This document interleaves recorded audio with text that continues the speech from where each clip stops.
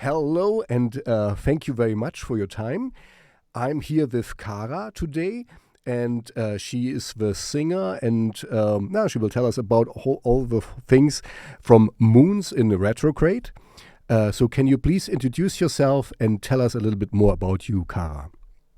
Okay, yeah, my name's Kara. Sometimes I go by Kara Cuckoo. That's my body painting or artist name because I am a professional body painter as well as a musician. This is my first solo project, Moons in Retrograde. In the past, I've been in a few bands, a gothic rock band from Cleveland, Ohio called In Winter, and a trip-hop project in Las Vegas called Azure Noir. I stopped making music for quite a while because I had my son and didn't have so much time. But now I'm back making music, and I'm making very dark music, and I like it. Yeah, I like it too. Yeah, no, that's the reason we talk, because I only talk with people where I'm interested in, and there's a lot of people I'm not so much interested in, and you are really... First of all, I could hear from the song that this was kind of not your first dabbling with music, because it's too good for that. So that's what was one of the questions I had. What have you done before? But you already answered this. You were in other bands, so you know how to make music. What kind of instrument you're playing?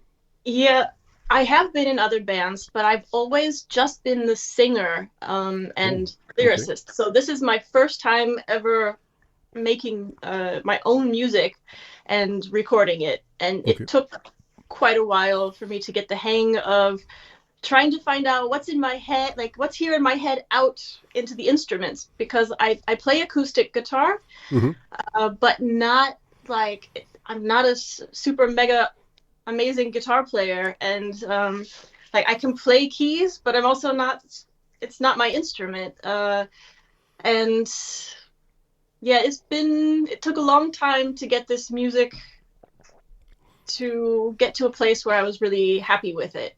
Mm-hmm. Okay, and how did you get there? Because it's I mean, if you want to talk about it, if you don't... Very slowly. Like... So how long did it take you? How long did it take you from because the Rotten Tree, right? This is the song I found you with. How long did it take for you to get to the end product?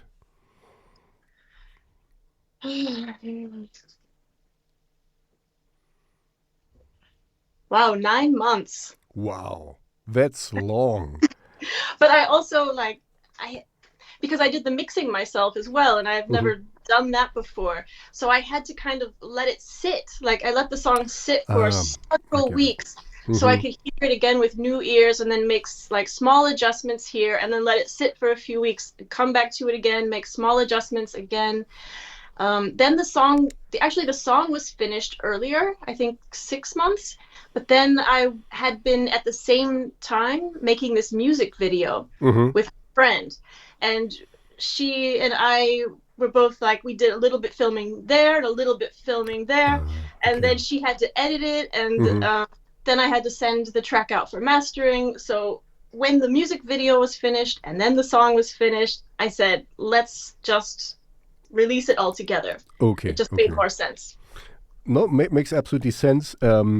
And it makes also sense that it took so long, because I talked with a lot of artists, and I usually, that's my personal opinion, I don't think it's a good idea to master or mix your things yourself. It's in my opinion, it's better to have somebody else listen to it and also say, oh, this could be more in the background, more in the foreground, whatever, because you get numb.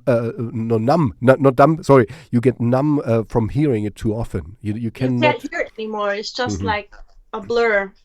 I had to, like I said, I had to stop several times and take a long time to not hear it. And I also sent the track to several of my musician friends who heard it with a different ear and then came back with feedback for adjustments and stuff. So in a way, you did master it or mix it with somebody else's ears as well.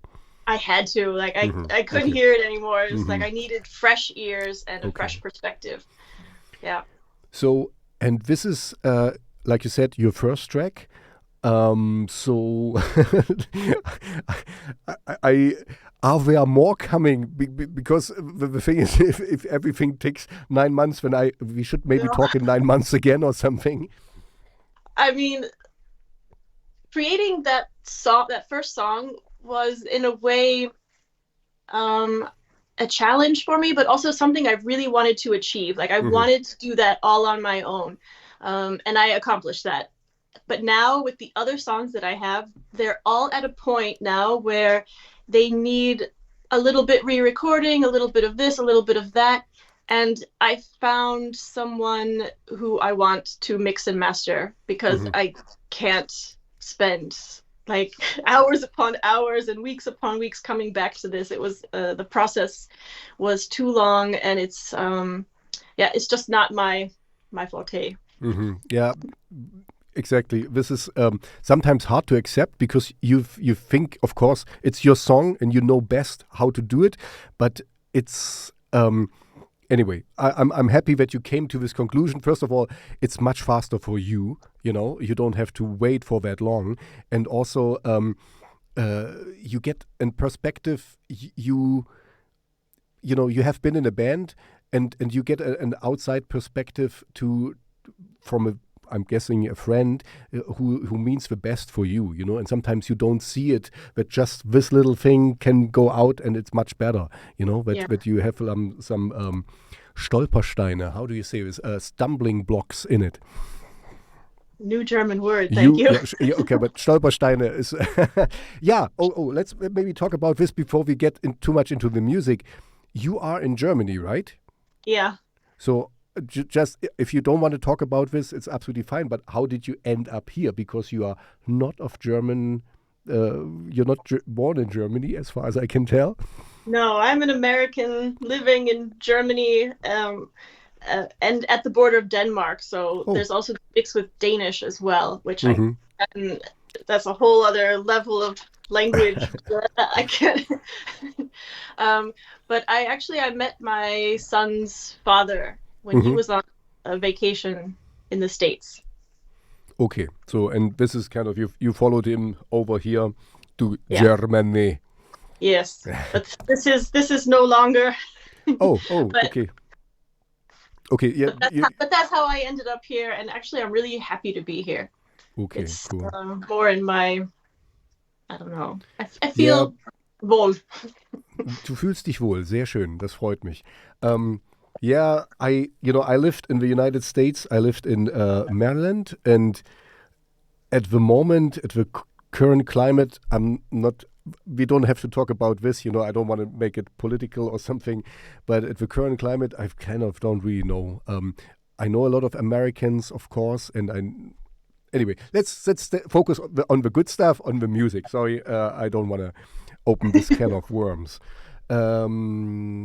So, yeah, your video is quite impressive, and I told you, you know, I only saw that you are a woman when I saw certain parts, and everything is fine. You know, it's YouTube approved, so you know, I will link to it in the description so people can see it. It's a really cool video and really disturbing. Kind of reminded me on some Marilyn Manson videos and stuff. A little bit disturbing things. What was your inspiration to do this kind of video? I mean, you are a body painter. Maybe this has... Anyway, please tell me. So originally I had just filmed like a short video. Are you there? I'm here. Sorry. Yeah. So I should move a little bit more. Originally I had been just like painting myself and creating like little short videos with clips of my music, and I had done the same with The Rotten Tree, and I painted myself and Yes, which is YouTube approved because I put nipple covers over, so therefore everything is fine. Yeah, exactly. Because the internet is such a wholesome place, you won't find any pornography there. So that's why I'm really happy that you did that. I couldn't live with it. I couldn't sleep anymore. Anyway, so that's just. Yeah. I think it's ridiculous, but anyway. But I had sent this clip, this little video I made, and the song to a friend of mine, or I can't remember. We were watching it, and she was like, "Holy crap, that's awesome!" And you can swear here. You can swear. That's fine. Great, good to know. Yeah, and she and we have like a very similar vibe. We love this very dark aesthetic, and she immediately had some visuals, and then she started to tell me some ideas she had, and I was telling her some ideas I had, and then it kind of just organically started to happen that she decided, I'm gonna make this music video for you, and I was like, okay. And then I started creating like set pieces. I wanted to create like a tree out of canvases. And I told a friend of mine who works at a theater about this idea, and he said, but I have a tree costume. And I was like, fantastic. Perfect. Yeah, I was, without meaning it is disrespectful, but I thought it would be a little bit more low budget, but it was kind of, the costume was really, I was like, wow, man, okay, now I understand it was already there and you kind of could use it for the video. Yeah. I just packed it in my car. It took up the whole trunk, the whole back space, not the trunk, the whole back of my car. It's actually a huge costume. And yeah, me and my friend went out to this field. It was hot in the middle of summer, and I had this tree costume on and like sweating my ass off, and my son was there running around, and yeah, it was really fun. All for art. We have to bleed and sweat for art. That's right. Wow. I mean, I really like the video. The video has it goes so well together with the music because kind of anyway, it goes hand in hand basically. Yeah. What was wondering if, because you're making new songs, do you plan on making them performing them live to go out and Yes. Short answer, yes. Cool, thank you. That's all. Let's move on. But myself and a friend of mine who's a composer, and my friend who did the video, her name's Lux, we have kind of come up with a different concept. We want to make a more theatrical performance out of the shows. And I think that's all I want to say for now, because I don't want to like give too much into it, because I want there to be an element of surprise there, but definitely something more dark, theatrical, and less than it's not just playing a concert, I would say. Okay. No, I completely can see that. This okay. I'm not gonna pry anymore, but yeah, I just wanted to hear if you're planning on doing performances, basically. Yes. So one other thing, this is just me wondering. You said you are a professional body painter. Yes. I'm a little bit older, and I never thought there would be a professional body painter. So. Can you elaborate a little bit? How? I mean, who is? You get paid for painting bodies. I get that, but is it for performances, or is it for special occasions, or for videos, or I don't. In my normal world, I don't know body painting just by, if you go to the WGT, Wave Gothic Treffen, there are some people who paint themselves completely and stuff. So it's kind of like more like a special performance kind of thing. And you live from that? I wouldn't say I completely live from that. But I also do like children's face painting as well. Okay. I sometimes I'm working in like a photography studio doing some kind of strange makeups. They usually don't hire me for the normal stuff. I'm usually the one they call when they want something bizarre or weird. But also, last year I was funded by the city. Okay. They had like a lot of money to give out to artists, and I paired up with the ballet school, the ballet theater here, the ballet theater and the ballet school, and we kind of did like a combined performance with like there was one performance where me and a ballet dancer, we were completely painted white, wore complete white, everything was white, and we were inside of a gallery window on the city center street. And then we just started the music and just total improv painting her as she danced, and it ended up with me just flinging paint everywhere. It was like a Jackson Pollock. It was quite a performance. And this year I was also funded to do concerts with body painting. So I was painting murals, and then I painted the singer into the mural, so she was like a part of the mural, and then she came to life and played a concert. And I also did like a blacklight concert with a music composer.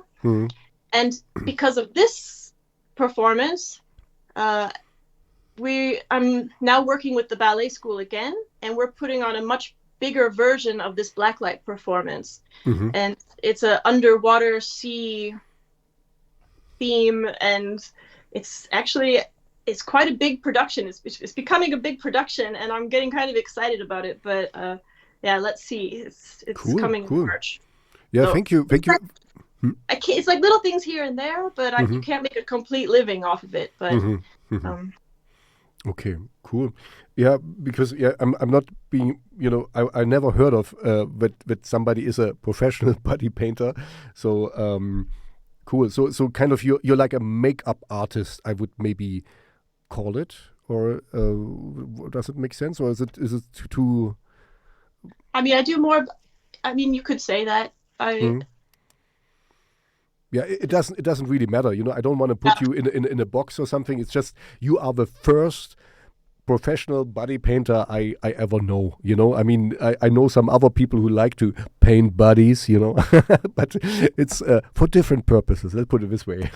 Okay, let's keep it. I like to just say I'm an artist and a musician, because I'm also doing installation art, and usually I'm incorporating body painting into something that I'm doing. But it's and I'm doing the same then with my music as well. No, I see. Yeah, maybe that's the better thing to say. Just an artist, a visual and musical artist, basically. So you do both, and this is actually the cool stuff, because as you know for sure, it's das ist die halbe Miete. This is half of a rent for a good performance. Is also how you visually have. You have like these shoegaze bands who kind of just look at their shoes and play their stuff, and it's fine, can be cool too, but if you have a wow effect or something in it, it doesn't have to be Rammstein with fire or something, then people will remember. I don't think I have to tell you that, but anyway, so you answered my questions. There's more to come, and it will be it will be a spectacle, basically. I hope so. Okay, so you already answered. You have you were in a gothic rock band, and in what was the other one? The Journal. It was more like a band? The gothic rock band was called In Winter. In Winter. Yeah, and the other one in Las Vegas was Trip Hop, and this was Azure Noir. Okay, Trip Hop. Yeah. Trip Hop, yeah, quite a mix. So what is your goal with Moons in Retrograde? You wanna secure a label deal, or you do it all on your own, or what is kind of you have like a bigger goal with it? I haven't really thought that far as like a label. I mean, it's crossed my mind. There's always this debate with musicians with doing it on your own versus a label. But at the moment, that's not my goal. I think my goal is to find my audience, because I think it's a very small, special audience. It's more niche, that's for sure. Yeah. And I would like to find the people who appreciate that dark kind of music. And I would also really like to take it to the next level with performances in this very special way that I talked about, in creating kind of like art on stage, incorporating the body painting and the art and the whole installation to tell a story, a very dark story. So. Yeah, I'm just, I mean, I'm not going to pry anymore, but I'm just trying to picture it in my head, because if you also have to sing and perform and do the art, it's quite you really have to think it. I mean, you're doing this, so I'm not prying, but yeah, it will be difficult to really do all the things at once, basically. I know this from this last summer when I had these big projects. It's a lot of work at one time, and then it's a little bit overwhelming when you have to do, because I was also performing in this blacklight performance. So the whole day I was painting people, and then I had to paint myself, and then you have to perform. Wow. Okay. Yeah, and then I had to perform. So it's exhausting, for sure. But I think the important thing is preparation. So that all the stage pieces and the costumes and everything are made beforehand, and everything is very prepared in advance so that it's very quick to do, but it doesn't make it any less exhausting. Yeah. Okay, so, but yeah, this is kind of, you have, how you say, your work peaks a little bit. You have a lot of little things and then a big one, and then it's quite stressful, I would say. So what do you do for compensating? I mean, you have a child, so I guess you're going to play with him or so. What's your other hobbies you have to kind of chill out, or do you don't have any hobbies and you just you paint everything? No, actually, I live a bit, I wouldn't say isolated, but I'm living in a very small village, and I live right next to the woods, and I'm every single day going into the woods. I really like that. I'm a nature freak. I like to watch the sunrise. I like to just, spend time in the woods. I would say that's a big part of my life. And this is kind of where you can recharge your batteries, I guess, and also get some ideas. Okay, this is absolutely off topic and has nothing to do with you, but I sometimes feel myself, in this day and age we are living in, where everyone is on his cell phone all the time, and if you go somewhere, everybody's looking down, and for me personally, have times where I don't have my cell phone with me at all, and when I go for a walk, I'm also living close to the woods here in the mountains and stuff, and just walk and deliberately don't take anything with me to just have, free my mind and get ideas. And also, okay, so and when I stop my thing, because it's just me, sorry, talking, I want to get bored once in a while, so that boredom sometimes can create something, because if you always fill your time with this, I like to be also very organized and do things, but sometimes I need to kind of just have free space for your mind, that your mind airs a little bit.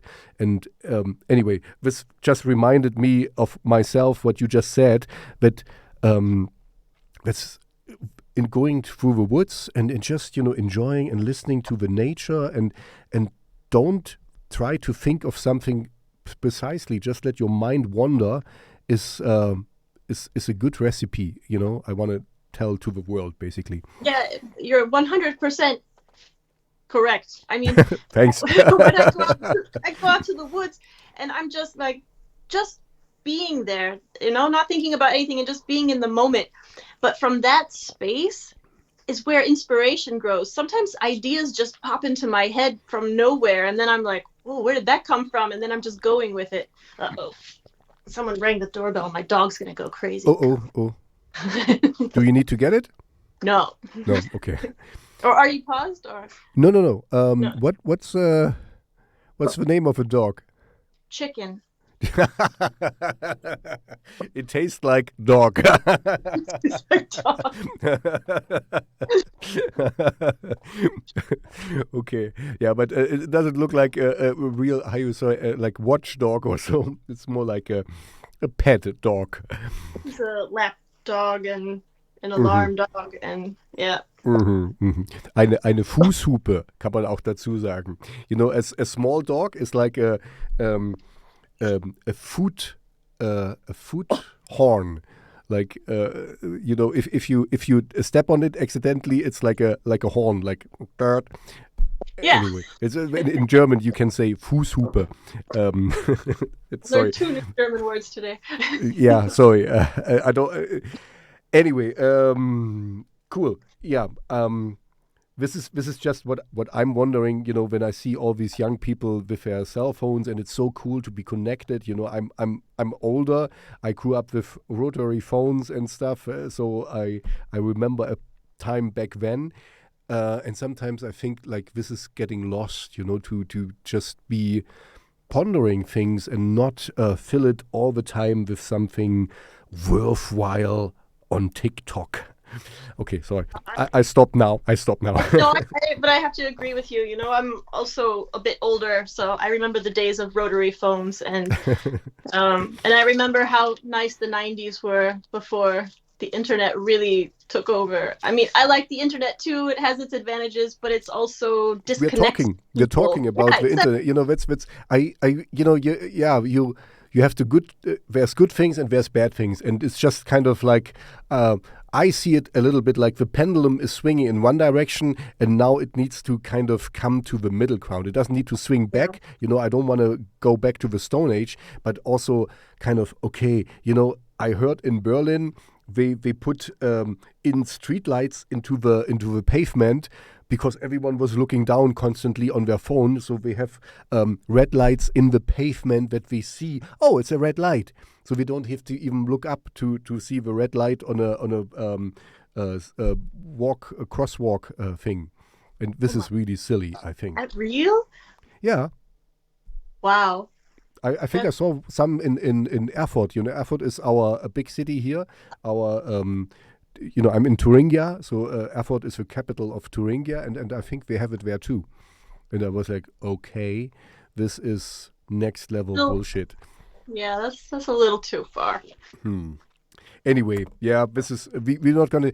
But maybe you agree with this. As also, it's kind of like be the change you want to see. I deliberately leave my phone at home when I go to the gym, for example, you know, when I be in the moment and work out there, or when I go to the mountains and in the woods, to just be in the moment and just enjoy it, and also listen to your own thoughts sometimes and see how stupid. Okay, I'm talking about myself. How stupid yourself are sometimes.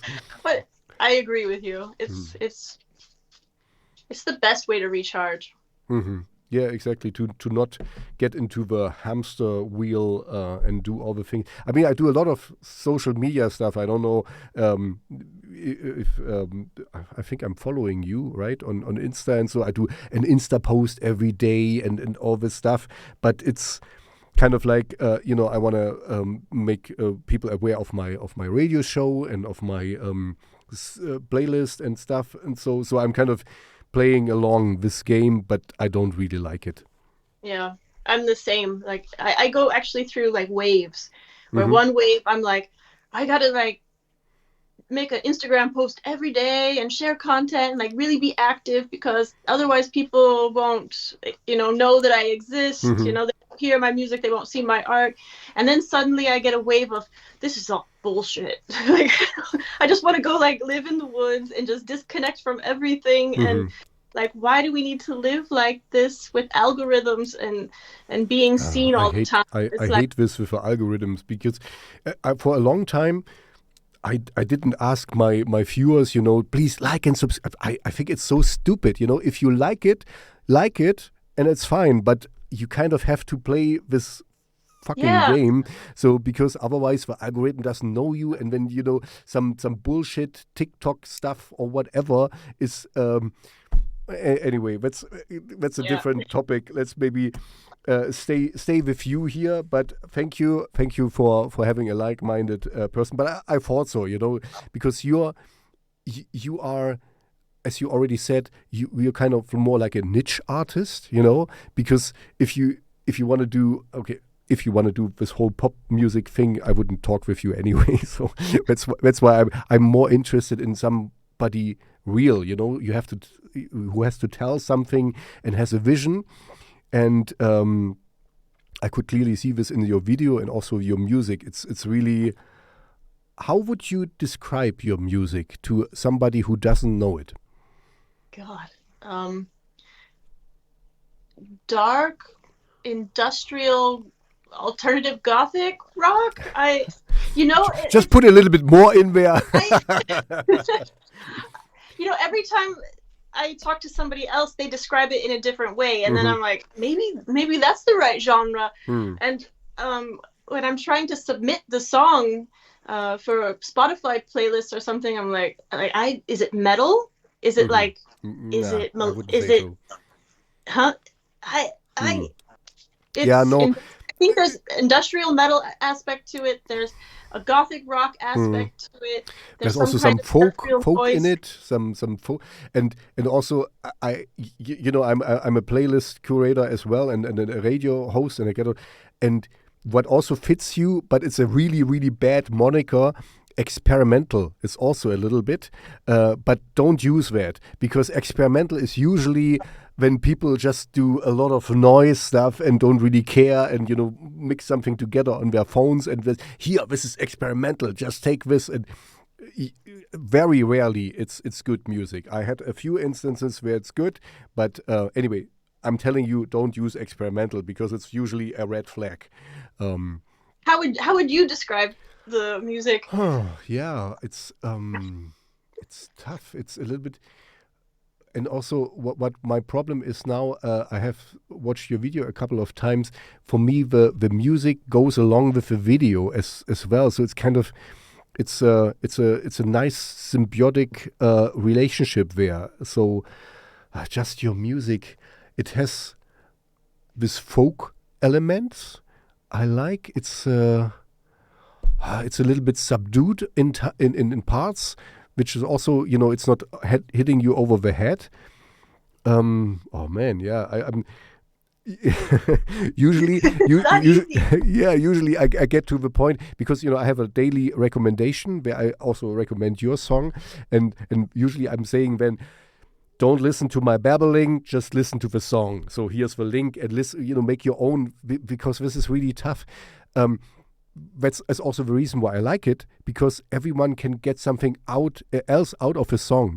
It's not you're not on guiding rails where it tells you exactly, oh, this is how you have to feel about the song, because it's so. If you're in a better mood, it's kind of like interesting and tingling, like tingling sensations or something. If you're in a bad mood, then it's kind of like dark, and you can kind of get into the, in melancholy or something, because it's so weirdly fascinating dark. It's really tough. You are not an easy artist to describe, but that's why we are talking, because that's why I like it. Yeah, thank you.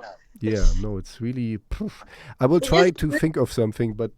It's also a little bit frustrating, because I always get not always, I get some feedback from other Spotify playlists, and they're like, yeah, this is good, it fits, but the majority of them, it's like it's either too much that or too much that. It's like it doesn't fit into that genre because it's not enough electronic. It doesn't fit there because it's too dark, and it's. I completely get that. This is really, I'm also.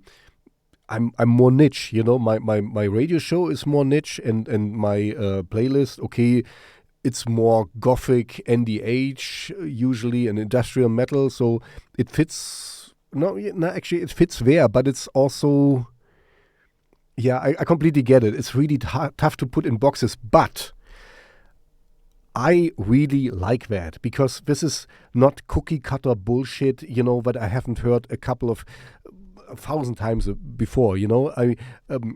I get so much music now sent because I do it for 3 or 4 years now that I stop my submissions regularly because I get too much, So and then for me, it's perfect, such a song, because it stands out. It's nothing from Band, nothing factory made bullshit stuff that you get in the radio. It's but I get. It's hard to put in boxes. You see, I'm struggling and I'm listening to a lot of music and I should know more how to classify it. But on the other hand, I also don't like to classify things. For me, it's easy. I have my own radio show. I like that, so I play it. Just recently I found a song, okay, we're not talking about you now, it's just folk music, it doesn't fit my playlist at all, but I liked it so much, so I just put it in there. This is kind of, I have a freedom to do that. I just say I like it or I don't like it. For me, it's easy to say, but to really pinpoint where it belongs to, I don't really care for that, because in my little universe, I'm just like, I like it, so it's good. That's all I need to know. And so now going back to you, this is all that you need to know as well, because if you really love your music and you do it for your own sake and because you really like it and you stand behind it, people will feel that. People will see in your upcoming shows where please let me know when, because maybe there's one in my woods, in my neck of the woods. So this is how you say it. Because I would really like to see it, because I think it will be an overwhelming experience. It's kind of like a full body experience, basically. I assume. But yeah, so please stay this way. It's maybe that's why I also don't maybe consider labels yet. But I can imagine once you're getting out with it, that people will approach you. Because, like the WGT, Wave Gothic Treffen, you would fit in perfectly there. This is kind of your thing. Have you been there? No, not yet. No, okay. How long have you been in Germany? 13 years. Ooh, that's long. Yeah. So, wie gut ist dein Deutsch? How good is your German? Yeah, good. Oh, 13 years is a long time, actually. Yeah.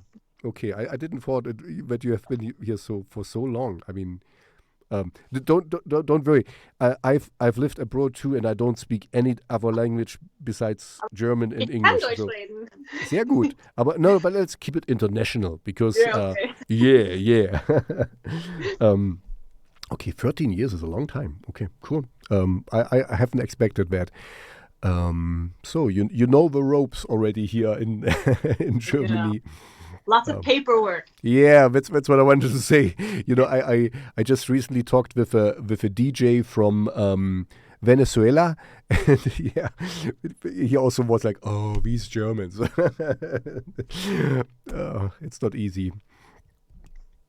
Anyway, so let me see. Okay, I have. How much time do you have anyway? Because I can go on for a while. What time is it? It's 17:37. We're good. We can keep going. Okay, we can go, because I'm almost through with my questions. I have only a few, which is more for fun, and then we just can talk about whatever you like. What were your greatest mishaps on stage, if you want to elaborate? And I think with your kind of body painting stuff, there can be a lot of stuff going wrong. Oh, that wasn't the first thing that came to my mind, was about body painting. I was thinking about a concert I played with my band in winter, and it stands out a lot. We just had like a show at some random venue I'd never been to, and we showed up, and it was a country western bar. Wow. And we were a gothic rock band, and I was like, There's like okay. kind of not really a fit there. Yeah, and everyone was wearing cowboy hats and cowboy boots, but I thought, yeah, why not? So we started the first song, and all of these guys, the women too, came out onto the dance floor and started line dancing. What? This was a big craze. I was so taken back. Okay. I forgot the lyrics, and I just kept singing the same line over and over again because I was so mesmerized by what was happening in front of me. Because you sang the same line because we were line dancing, so we had. I'm good at bad jokes. I'm really good at bad jokes. I love it. Yeah, line dancing. I remember as I was in the United States, this was a big craze back then. I'd never heard of it in Germany. Line dancing, I didn't know what it meant. And then it was a lot of fun. Yeah, cool. So, okay, but this is not really a mishap. I mean, besides that you're singing the same line again, do you have any funny, only if you want to share. If you don't want, that's fine. I can't think of anything else. I've never fallen on stage. I can say that when I was with this band in winter, I consider myself a very good performer. I can get into like a character, but as soon as the song is over and there's like this in-between time, I'm a complete introvert. Like I don't want to, I freeze. I'm like, hi, we're in winter. Thank you. And it got to the point where I asked the guitar player, I was like, now you have to talk in between the songs because I just sound like a total idiot. Okay, that's crass, but I get that. I'm a little actor myself, so I know how to get in character, and in the show you have to kind of overplay certain aspects of your of your persona. But yeah, introvert. It doesn't. It's strange because people also told me they thought I was snobby because I would perform on stage and very like I know how to move and I get into like this character and I'm not trying, it just happens. But as soon as I walk off the stage, I don't want to talk to anyone. And it's not because I don't want to talk to people, it's because I'm really shy actually, and I have a little bit social anxiety. So it's like it's weird when I'm on the stage, it looks like a complete extrovert person, but as soon as I'm off the stage, I kind of like want to be with myself, and it kind of comes off as maybe egoistic or snobby thing, but it's completely not that. I'm just really shy actually. No, I get that. I'm a little bit myself. I'm a little bit different. Ich war eine Rampensau. I don't know if you have heard this. It's somebody who kind of steals other the shows. Kind of who's really look at me kind of person. I'm not like this anymore, fortunately. But but I get that you are two different personas and stuff, and that people might think that you are snobby if you don't talk to them. Okay, that's cool. So that's just you. I get it. You it's kind of part of a performance. You're in it. You're in this puzzle piece thing, and you're just playing your part basically. And when it's over, then you're yourself again. I don't know. Big crowds, I get social anxiety, so like a lot of people make me nervous, and it's not that I don't want to talk to people, it's just that I really prefer one-on-one contact with people. So if one person would walk up to me and start a conversation, it's different than when all of these people are around. It's I think a little bit more complex. Is this the reason why you make more like niche content, or so that it's more? How did you came to this kind of music? I mean, what were your idols or inspirations to go in this direction? I wouldn't say it was a conscious choice. I am making the music just completely from a place inside of myself. I've always been very attracted to dark music, dark images, just in general. So I'm trying to make the music as authentically me as possible. I wouldn't say I consciously chose that.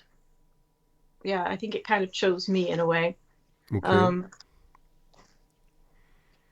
And what kind of music were you grew up with, or I mean, where you coming from music-wise? Because you have been in your formative years, you heard this and that. So what is kind of like the milestones that kind of made you appreciate this music? Well, I like really wide variety of music, but I, especially like in the 90s, I really got into Riot Girl. Okay. Like Babes in Toyland and L7. And also my favorite band when I was growing up was Ween, which is like totally not in this genre. I remember Ween. What was Ween? I have to check it out. I don't have a song from them in my really ear. Bizarre music and really weird psychedelic-y stuff. It's very strange. Okay. But it's very experimental, and I like that. I also like Mr. Bungle because it's also very experimental. Mike Patton. Like, Mike Patton is man. Fate No More was one of my biggest loves. And anyway, yeah, I'm with you. Mike Patton is a god, man. This is a performer. Yeah. Wow. Okay. Yeah. Sorry, I'm swooning a little bit. But I'm also, I guess, influenced by IMX. I really love IMX. This is a great. Oh man, yeah. Okay, sorry. I see why I like you. IMX is so great.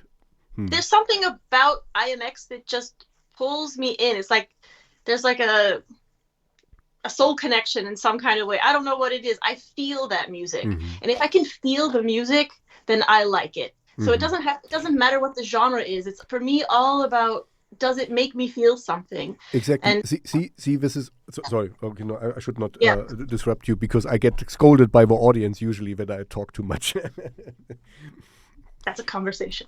No, but I'm absolutely. That's what I meant earlier, where I said I don't really care for genres. For me it's easy. I like it or I don't like it.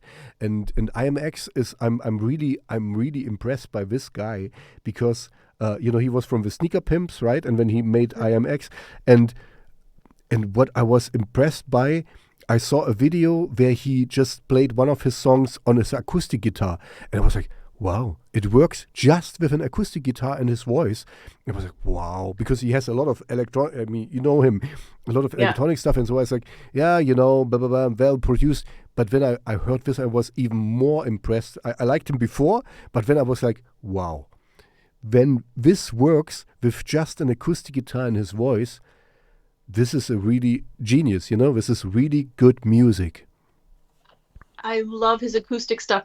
And he was doing an acoustic tour, but then, COVID happened and they had to postpone it, and then they had to postpone it again. He canceled it. And I was so sad that I missed that he didn't follow through with this acoustic tour, because I was so looking forward to the acoustic versions of the songs. Do you know by any chance, it's a German band, Deine Lakaien? Oh, you should check them out, because they also they do Darkwave. It's kind of, you will like it because of the dark stuff.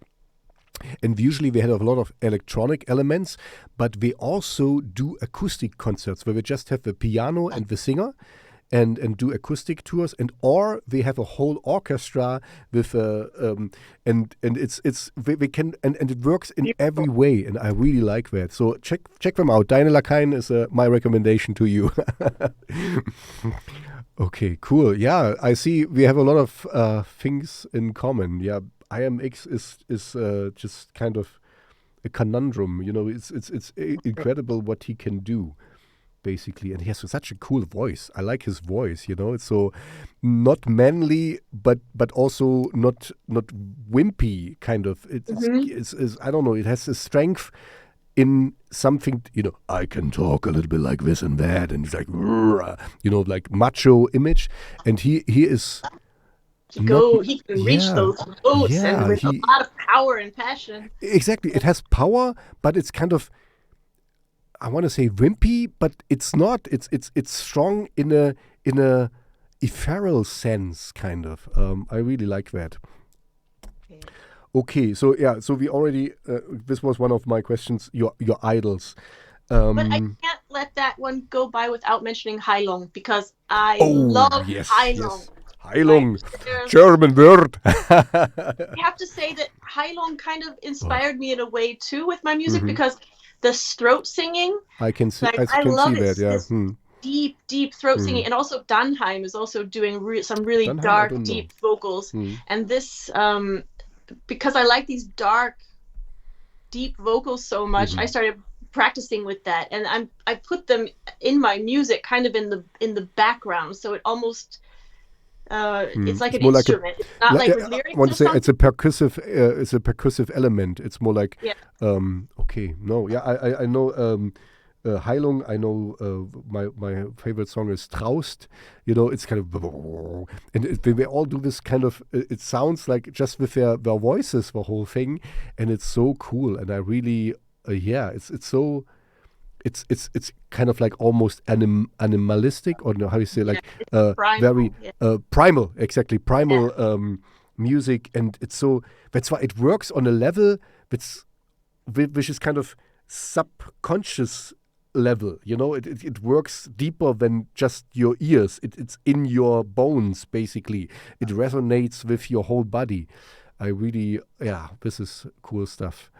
Man, yeah, this one I want to see live too. Heilung is I saw Heilong live front row in Kiel in 2019, and it was the best show I ever saw in my life. Wow. They took the winning title of best show I've ever seen, and I've seen a lot of shows. Before that, it was Sigur Rós, but Heilong took the championship.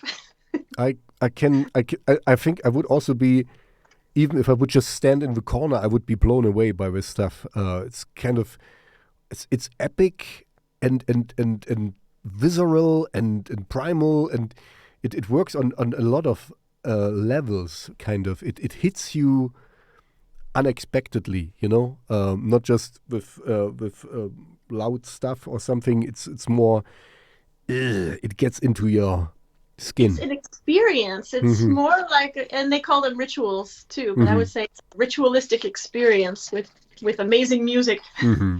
So I think I get an idea where you might kind of wander off to. That's cool. That's cool. No, I really, this is, you know, we are not. We should not talk about this, but it's kind of as we are a more atheistic society. I think what we really what I miss. Okay, I'm talking about myself better. I miss the congregation, the coming together, and what we can have when we don't go to church is going to a concert. You know, like you just like a ritual. You're going to be in there, to be in the moment, to congregate with other human beings who kind of appreciate the same thing, and when you can transcend the music and get to a higher level.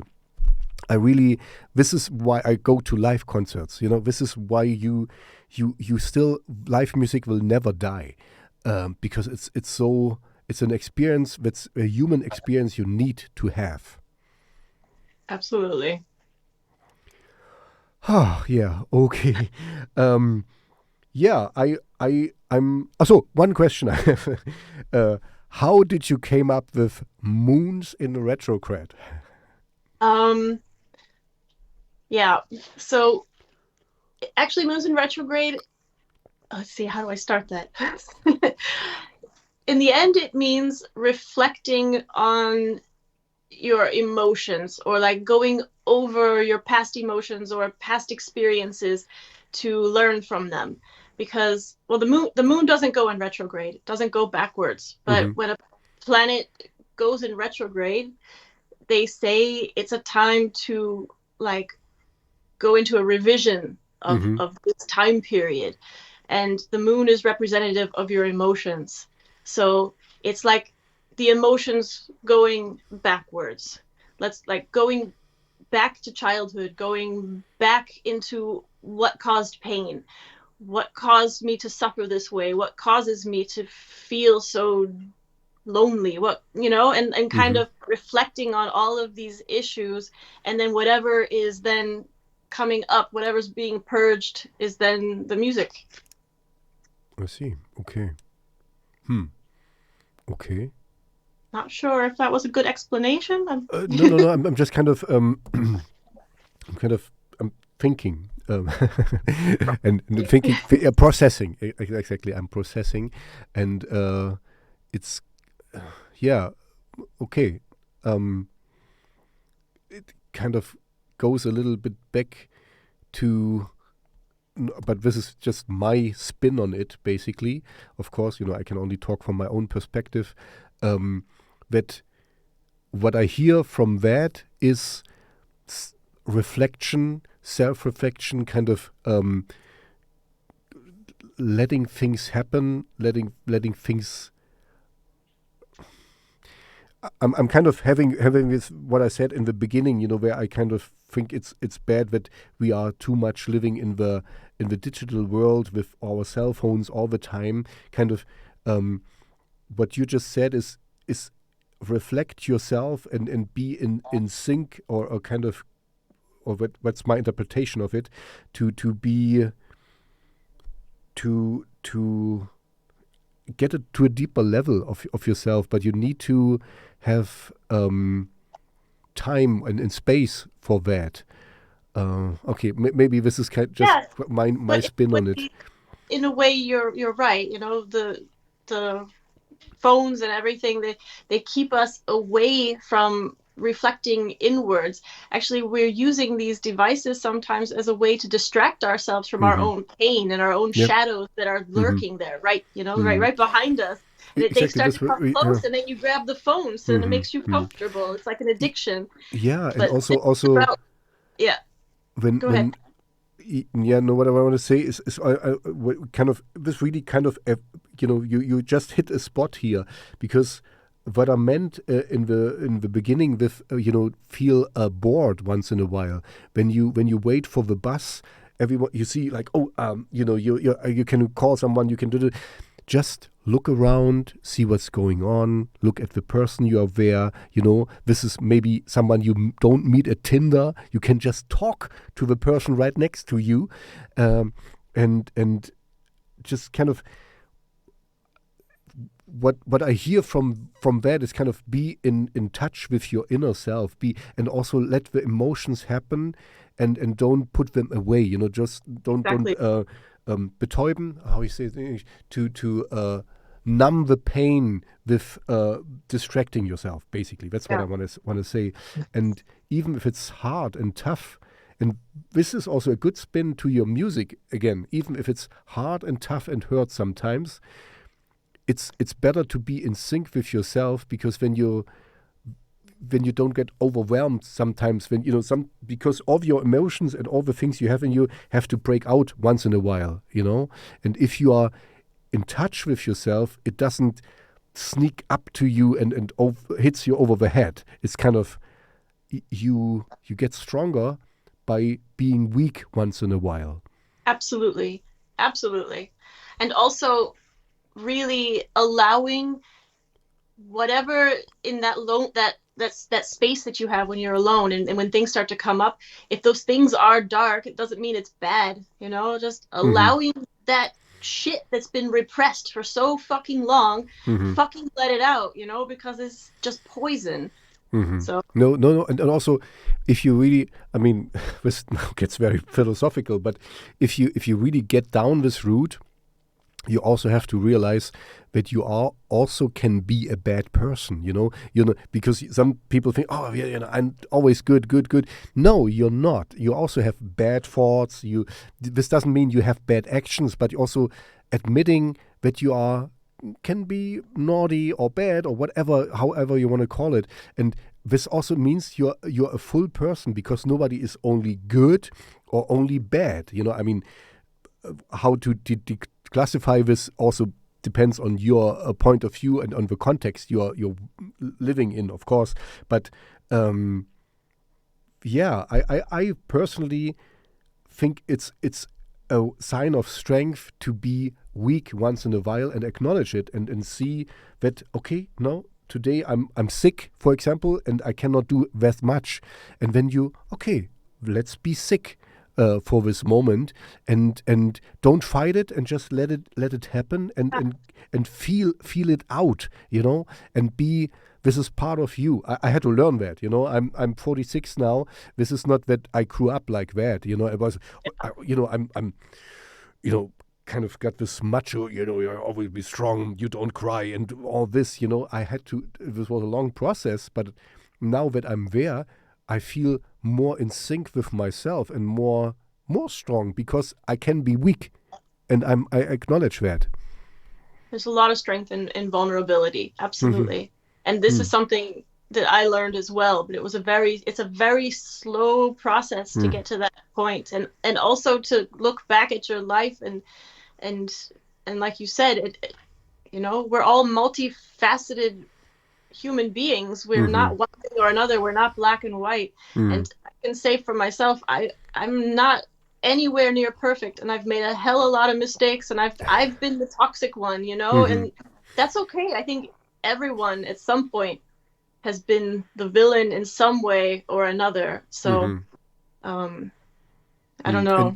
And it helps to acknowledge that, to know the next time it might happen, to do it different. Because if you say, no, I'm always good, or like Instagram, everything is always shiny and bright, and I'm only at my best and I'm always happy and stuff, this is wrong when you kind of living a lie, and this is the disconnect of yourself. And that's what I meant. I had to accept. I'm still getting over a cold, and I was like, oh fuck, man! I wanna practice I'm a singer as well, and I'm a bass player, and I wanted to practice my stuff, and I couldn't because I got sick, and when I was fighting it. I was like, I don't want that. I need to be strong. I need to be blah, blah, blah. And then I just accept, and I was like, oh. Okay, I can do something else. I can clean up my room, or whatever. And I felt more in sync. I felt at peace, basically. That's it, this that you kind of feel yourself better and your needs, and you can name it better, and you know yourself better, what you need in a certain situation. And it sounds a lot of like the self-help guru bullshit or whatever, but it's true. It's you're feeling better, basically. Absolutely. Okay. So sorry for getting so philosophically, but no, I love these deep philosophical. And your conversation I like. No, yeah, me too. Okay, when we are perfect, then we're made for each other.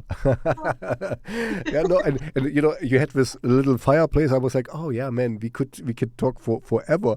But anyway, let's maybe get it to a closure, because we can talk again. Because I really like you, and I think we can once you get to the performance stage. Maybe we talk again, and then we can talk about okay, the best thing would be for me if you come into my neck of the woods or close by so that I can see it live. If not, maybe I hope somebody will film it and I can check it out. And then we can maybe talk about that, because I think I would like it, even if I don't get it. This is something that people sometimes get wrong with art, I don't have to get it. It just have to move me, I don't have to understand it. As long as you can feel it. Exactly. It took me a while too, because I was like, this looks ugly. And then when I realized, but it makes something with me. It makes me think it looks ugly. And this, it moves me, It's better to have a reaction than just like, oh yeah, it looks nice. Like this is nothing. I don't know how good your German is, but wenn du sagst, es ist nett, ach, das ist ganz nett, it means like, this is not... Germans hate that word. Yeah, this is nothing. This is absolutely... It doesn't move me at all, and this is wrong for art. It needs to move you. It either astonishing or inspiring or whatever, or even disgusting, like with your... your video kind of make me, in a way, it's cool, and then it's kind of and but it kind of it doesn't let you. It doesn't let. Yeah, exactly. This is how what art should be. It should That's move exactly, you. yeah. Then it's a success. Exactly. So yeah, that's why I want to get it out there more. So just let's stay in touch, and you just let me know when you're ready to go on stage, and and be whatever gonna happen there.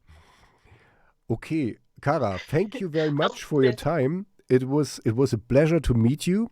You have a lovely home, as far as I can see. So, and you seemed like a really, really cool person.